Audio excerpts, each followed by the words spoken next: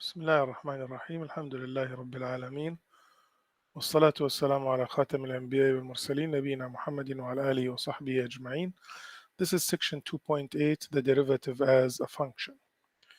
We studied in the previous section that the slope of the tangent line m is divided by limit f of a plus h minus f of a over h, and it is also the definition of f prime at a or of a.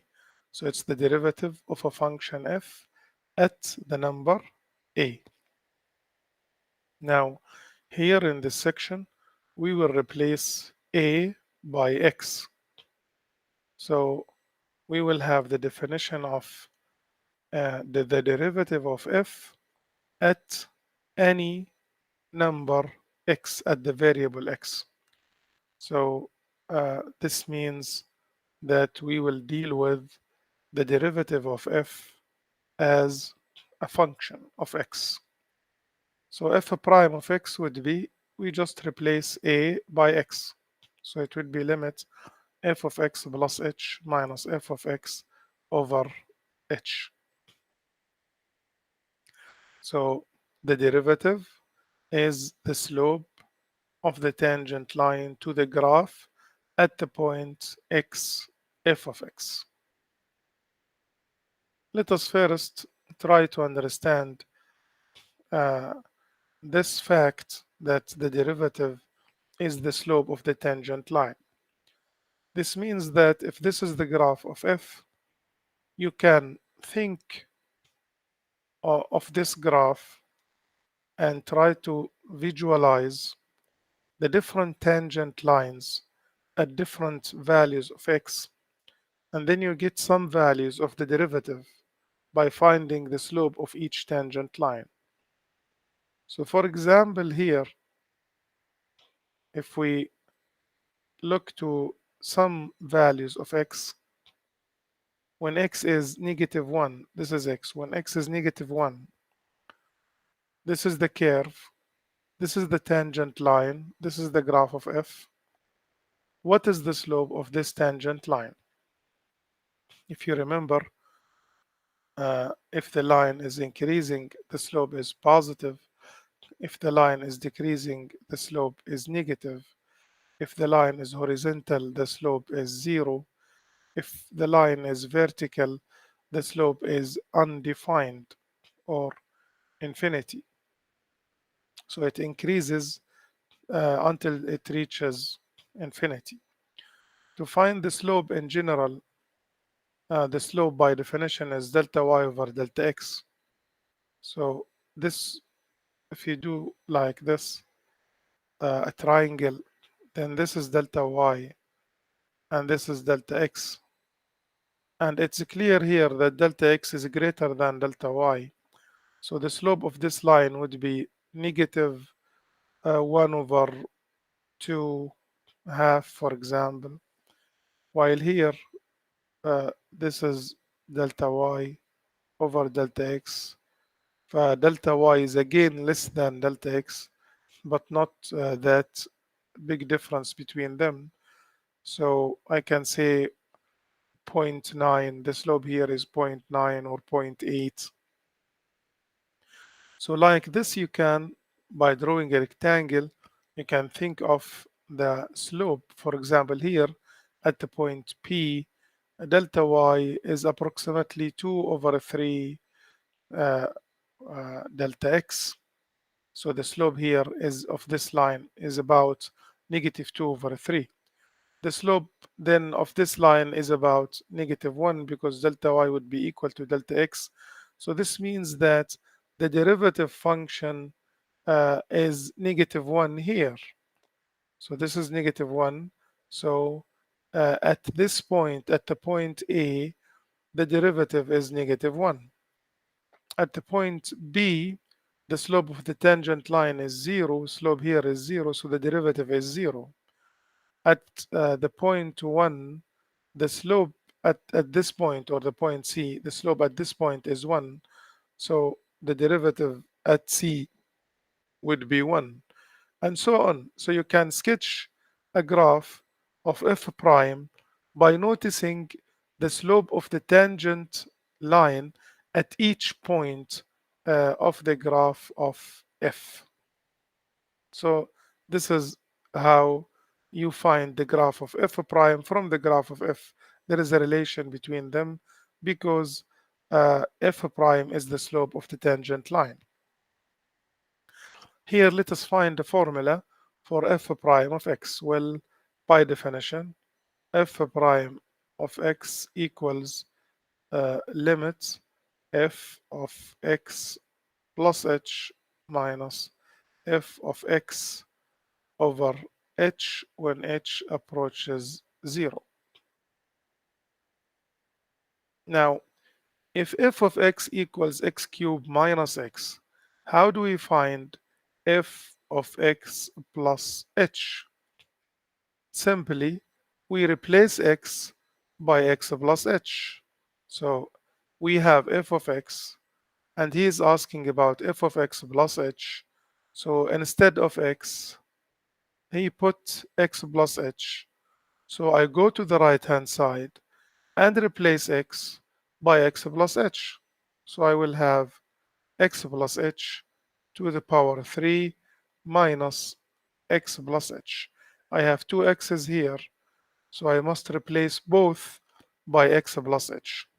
So this would be the limit when h approaches 0 of f of x plus h is x plus h to the power 3 minus x plus h minus f of x. Well, this is f of x. You put it in brackets because there is a minus outside, and f of x two terms consists of two terms, so you put minus outside brackets. All right. This is the definition, and all what you need to do now is to expand everything in the numerator because you have a minus sign, so there is no cancellation. So you have to expand everything in the numerator.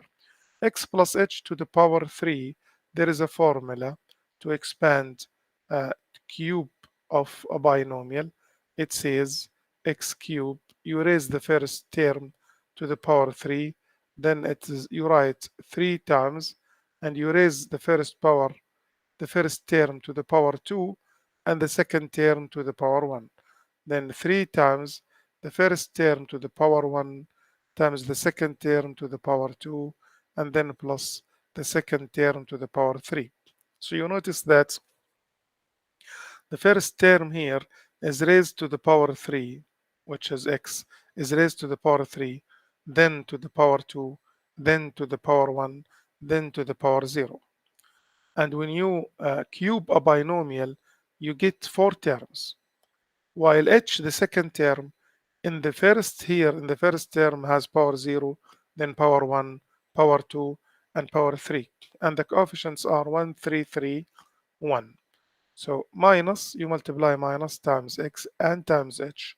And this minus also you multiply by x cubed by the two terms and by negative x to make it positive x.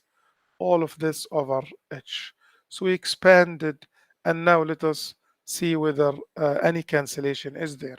X cubed minus x cubed cancels with each other. Negative x with positive x cancels. So you notice that every term without h, all the terms without h, with no h, they cancel with each other. And all the remaining terms have h in them. And this enables us to take h as a common factor from them, because still we cannot cancel now anything from the numerator with the denominator because we have plus plus minus. The cancellation law says you only can cancel if you have a times b over a times c. Now you can cancel a with a and have b over c. So you can cancel because you have multiplication here above in the numerator and in the denominator. Here we have multiplication, but we have also plus. Once this plus is there, no cancellation. So I can take h as a common factor, and it would be multiplied by 3x squared. Okay, here when I take h from the first term, when I take h from here, I have h squared, so only one h will remain, and h cube. Actually, we divide h cube by h, so we will have h squared, and h is already taken, and this minus h, divide minus h by h, so I have minus 1 over h. And now I have this h is multiplied by all of this bracket, these brackets, so I can cancel h with h. And now I can replace h by 0. So I'll have 3x squared, and here h is 0. 0 times anything is 0. And here h squared, 0 squared is 0, so minus 1. So this means that f of x was x cubed minus x, and we found that the derivative of this function is the function 3x squared minus 1. So the derivative of f of x equals x cubed minus x is f prime of x, which is equal to 3x squared minus 1. So notice that f was cubic function x cubed, and f prime x squared is x squared. Okay, does this make sense here? Yeah, because look, for example, here at this point, what is the slope of the tangent line? The tangent line is horizontal, so the slope is 0. So the corresponding point here, f prime, is 0 here. Okay. Also here, the tangent line at any maximum or minimum point, the tangent line is always horizontal. So the f prime will pass by 0. It would be an x-intercept for f prime if we have maximum or minimum points for f at f in the graph of f. Now, for example, here, if you try to graph the tangent line at 0, 0, you notice that the tangent line has slope negative because the line is decreasing, and approximately negative 1. So f prime at this point is negative 1. All right, and so on. So it seems correct that x squared is uh, the derivative of x cubed. Another question.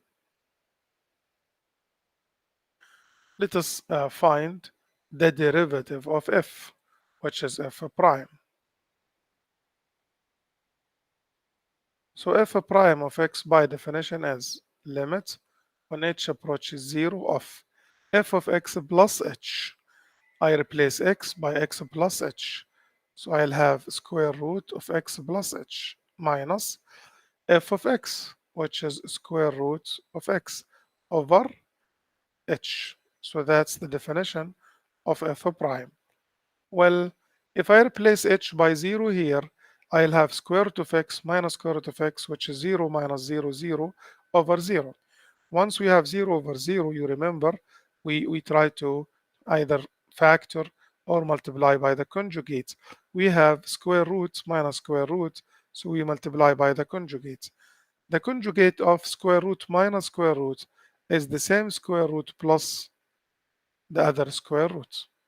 Okay. Why this is the conjugate? Because uh, when we multiply u minus v times u plus v, we get u square minus v square. So we say that the conjugate of u minus v is u plus v. And now to multiply these two fractions, when we multiply a over b times c over d, we multiply a times c and b times d. So we multiply square root minus square root times square root plus square root. But then we will have u square minus v square. So this square root would be squared, and then there will be no square root, minus v squared, which is x, over this times this.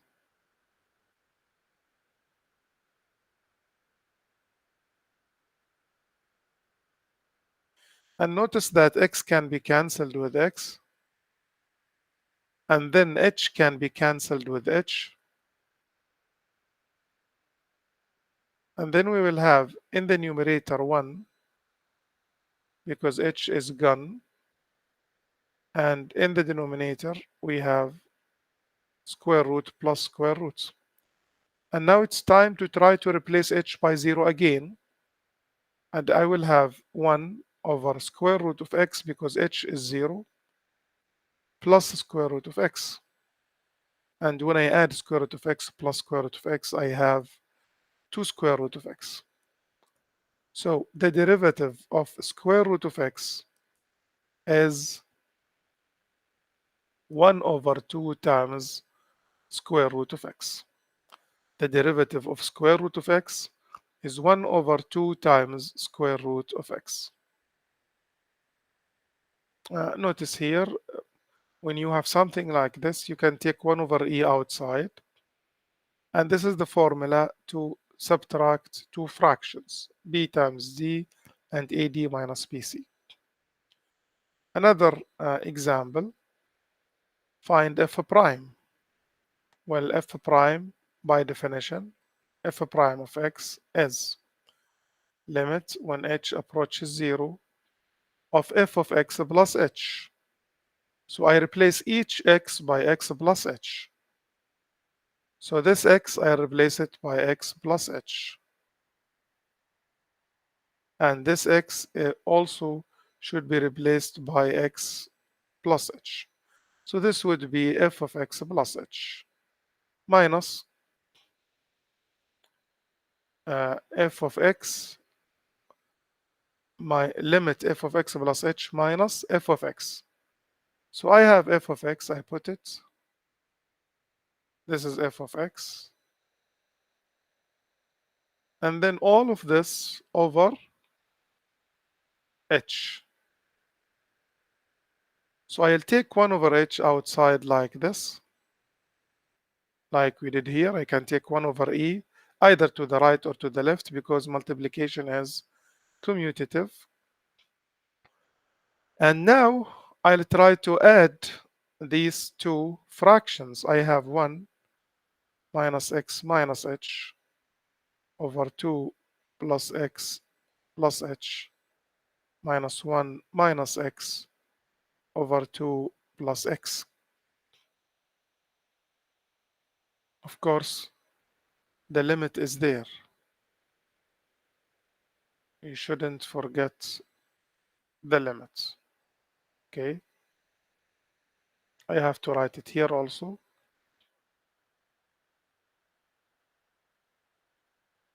And let us now try to add these two fractions. So I multiply this times this. 3 terms times 2 terms, I'll get 6 terms. So 1 times 2, 1 times x. Negative x times 2, negative x times x. Negative h times 2, negative h times x. And then minus this times this. Again, 2 terms times 3 terms, I'll have 6 terms. And there is a minus sign in front of each of the 6 terms. So minus 1 times 2 minus 1 times x minus 1 times h, and then minus times minus x is positive x. So x times 2, x times x, and x times h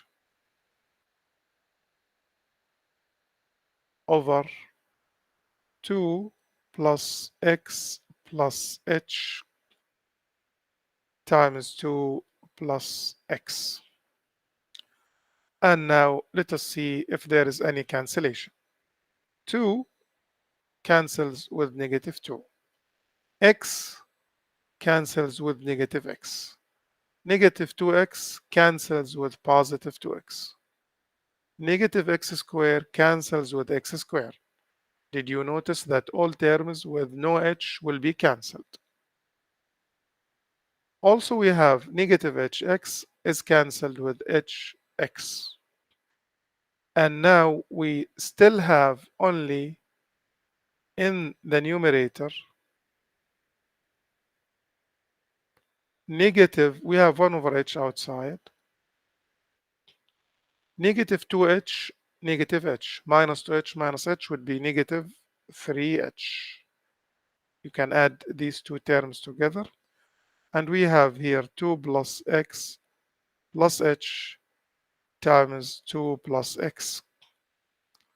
And now we can cancel h with h because we have multiplication in the numerator. And now also we can replace h by 0 again. So we will have negative 3 in the numerator. And here I have 2 plus x, and h is 0. And in this brackets, I have also 2 plus x. So the derivative would be negative 3 over 2 plus x to the power 2. So the derivative, if f of x is 1 minus x over 2 plus x, then we found that the derivative of this quotient is negative 3 over 2 plus x to the power 2. Okay. He asked here a question about state the domain of f prime, and we did not do it. So you can see here that the domain of f is the square root, so x cannot be negative, so x should be greater than 0, greater or equal to 0. So the domain of f is from 0 to infinity. While here, the domain of f prime, also x should be greater than 0, but it cannot be equal to 0 because square root of x now is in the denominator. So the domain would be from 0 to infinity, but 0 is open. Other notations of derivatives. So we have seen that we mean by f prime of x, the derivative of f at x. Also y prime means the same thing. dy by dx also means the derivative of y over with respect to x. df by dx, you write f or y. Also, this is the derivative of f with respect to x. You can also write it like this, or you can write it like this, the derivative, the differential of f at x, or also you write it like this. All of these are notations for the derivatives. If f is differentiable at a, we say that f prime of a exists, or if f prime of a exists, then we say that f is differentiable at a. And if f is differentiable at every number in an interval ab, we say that it is differentiable on the open interval ab. Now, where is the function f of x equals absolute value of x differentiable? To find the derivative of absolute value of x, let us consider two cases. The first case, when x is greater than 0. Now, absolute value of x would be in this case equal to x because x is positive. And the derivative of the function f of x would be the limit when h approaches 0 of f of x plus h, which is absolute value of x plus h, minus f of x, which is absolute value of x over h. But x is positive. We have chosen that x to be positive. So x is positive. H is also a small number which is positive. So we will have absolute value of x plus h would be x plus h, and absolute value of x would be x because x is positive over h. Now x cancels with x, and h over h would be 1. So we will have the limit of 1 when h approaches 0. If you replace here h by 0, you get 0 over 0. So you have to cancel h with h first, and the limit would be 1. So the derivative of f of x when x is positive would be 1. The second case, if x is 0. Now here absolute value of x would be equal to negative x, because x is negative, so you need to multiply x which is negative by another negative to make it positive. So negative x would be here positive. And f prime of x would be limit when h approaches 0 of x plus h would be negative. In this case, we will have negative x minus h minus x, because absolute value of x would be negative x over h. This will give you minus x goes with positive x, because minus times minus is positive, and we will have negative h over h, which is negative 1. So the limit would be negative 1, and the derivative when x is negative would be negative 1. Now we discussed two cases: when x is greater than 0, when x is negative, when x is less than 0. What about when x equals to 0? We need to find the derivative of f at 0. And here we use the definition of f prime at a. So it is f of 0 plus h minus f of 0 by definition over h when h approaches 0. What is f of 0 plus h? It is absolute value of 0 plus h, or h, minus f of 0, absolute value of 0, or 0 over h. Now absolute value of h could be positive or negative. So I need to find the limit when h approaches 0 from the right. And when h approaches 0 from the right, it would be positive. And in this case, absolute value of h would be equal to h. So the limit would be 1. While if h approaches 0 from the left, then h would be negative, and absolute value of h would be equal to negative h. And we cancel h with h and get negative 1. This means that this limit when h approaches 0 of absolute value of h over h does not exist, because from the right it's 1, from the left it's negative 1. And this means that f prime of 0 does not exist. So the derivative at 0 does not exist. So this means that f prime of absolute value of x has two definitions. If x is positive, it's 1. If x is negative, it's negative 1. And if f is 0, it's not defined.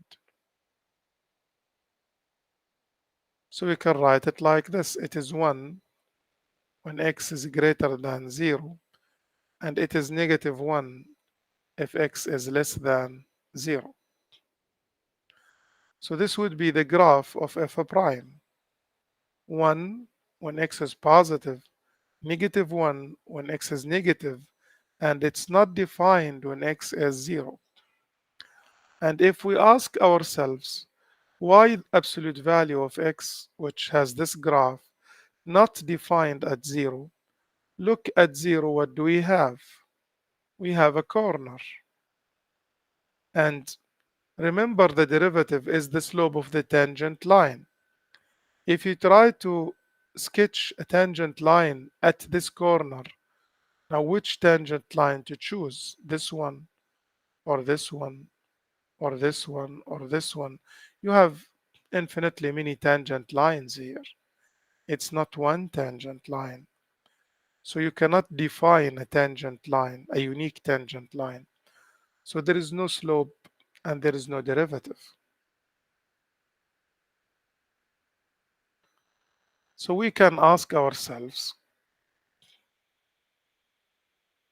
how can a function fail to be differentiable? And remember for now that if you have a corner or a kink, then there is no derivative, okay, at that point. Kink means something strange in the graph, like the corner, okay, or something like this. Notice that just this theorem, and we will go back to this part. This theorem says if f is differentiable at a, then it is continuous at a. So if the derivative exists, this means the function must be continuous. But the converse of the theorem is not true. Means if the function is continuous, it doesn't have to be differentiable. So the function could be continuous, but not differentiable. But if it is differentiable, it must be continuous. But if it is continuous, it doesn't have to be differentiable. And we have an example, absolute value of x. Absolute value of x is continuous at 0. As you see here, it's continuous at 0. There is no gap, there is no open circle. It's continuous at 0. But it's not differentiable at 0. So this proves that a function could be continuous at a number, but it's not differentiable. But if it is differentiable, it has to be continuous. So we said that the function could be not differentiable if there is a corner or a kink. Also, if the function is not continuous. If f is not continuous, then for sure it's not differentiable. So any discontinuity, any jump, any gap, immediately f will not be differentiable there. So for example, here the function is not differentiable at a because it's not continuous at a. Here the function is not differentiable at a because there is a corner at a. And there is a third case when we have a vertical tangent line. When the tangent line is vertical, so the slope would be undefined. The slope would be infinity. And this means that the derivative does not exist. So here, this is the definition of a vertical tangent line. Having a vertical tangent line means the derivative is approaching infinity. The slope is approaching infinity. The derivative is approaching infinity when x approaches a. So here, as x approaches a, the tangent line is approaching a vertical line, or the derivative is approaching infinity because the slope of the vertical tangent line is infinity, so the slope is approaching infinity. So at this point A, you see, if you try to sketch a tangent line to the curve at this point, then it would be a vertical tangent line. So the derivative here is not defined. Also here, okay, this point here, if you draw a tangent line, it would be a vertical tangent line. So there is no derivative at A. Now let us talk about higher derivatives. We can talk about the second derivative and denote by f double prime. We can talk about the third derivative, f triple, okay, prime, and fourth derivative, and whatever higher derivative you want. For the notation, the second derivative would be denoted by this. So this is the first, dy by dx. The second would be d square y over dx squared. Okay, this would be the notation for the second derivative. Pay attention to this notation, please. Let us find the second derivative of f of x. Well, we found the derivative of f in the previous example, in an example before, and we found that it is 3x squared minus 1. So to find f double prime, what would be the definition of f double prime? It would be the limit when h approaches 0 of f prime of x plus h minus f prime of x over h. Okay, so f prime limit f minus f double prime limit f prime minus f prime.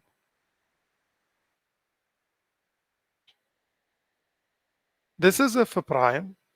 So f prime of x plus h would be, I replace x by x plus h in the definition of f prime, minus f prime, which is 3x squared minus 1 over h.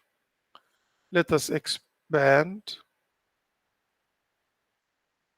So we have 3 times x squared plus 2hx plus h squared. This is how we square a binomial. Minus 3x squared minus 1 would be plus 1. I can cancel minus 1 with plus 1. And let us multiply 3 times x squared, 3 times 2,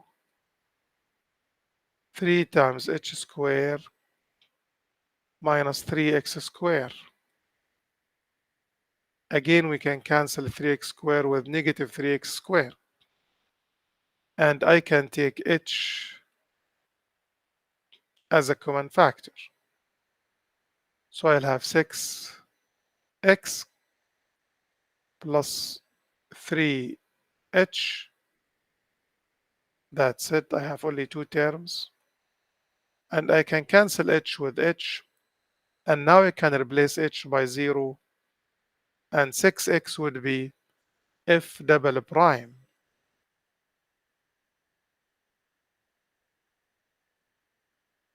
And if you want to find f triple, then f triple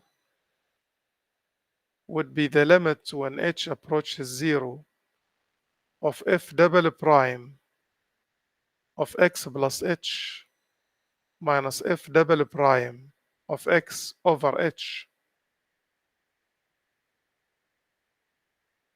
And look here, f double prime of x is 6x. So f double prime of x plus h would be 6 times x plus h. And f double prime of x is 6x over h. And you can expand this, it would be 6x minus 6x, you can cancel them, and you will have 6h over h, and you can cancel h with h, and f triple would be 6. So f triple would be 6. The third derivative of f is 6. What about the fourth derivative? And notice we denote the fourth derivative like this. We will not write 4 primes. That's enough. We write 4 in parentheses.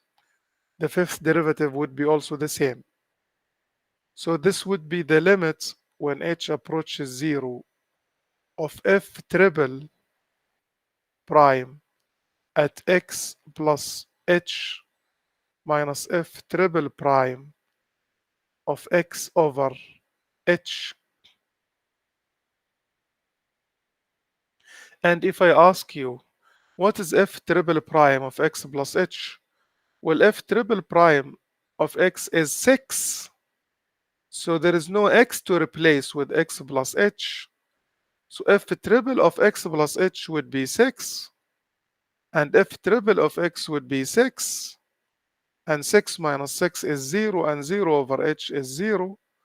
So the fourth derivative of this function is 0. So you have the first derivative, the second, the third, and the fourth. This is the end of the lecture. Thank you very much, and see you in another video.